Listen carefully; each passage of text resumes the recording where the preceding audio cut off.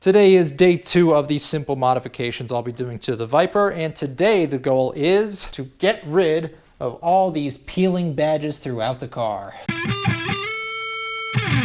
I'll do a separate video explaining how to debadge a car. I'll put a link to that in the description below. So be sure to give that a look if you're wondering the specifics of how to actually debadge a car. Otherwise, I'm just going to go ahead and get started. If you have never debadged a car before, you're worried about getting started, maybe you're a little bit nervous, don't worry too much. This is actually the first car I have ever debadged on my own. I have had a debadged car before, but I already bought it that way. But paint is actually pretty durable. It is exposed to the elements 100% of the time. So don't worry too much. It does take a fair bit of abuse. Now, if you're not doing a paint correction like I'm planning to do and you're really worried about the condition of the paint, just make sure you're extremely patient with either the fishing line or the dental floss when you're doing the sawing motion. It is substantially more time consuming than the prying method I specify in my other video, but it is much more gentle on the paint because you're not pressing into the paint at all to pry off the lettering. You're only putting the pressure against the adhesive. If you want to preserve the paint, if you want to reuse your letters and not deform them, this is the way to go. But again, it's substantially more time consuming. So now switching over to the prying method, you're going to see that this goes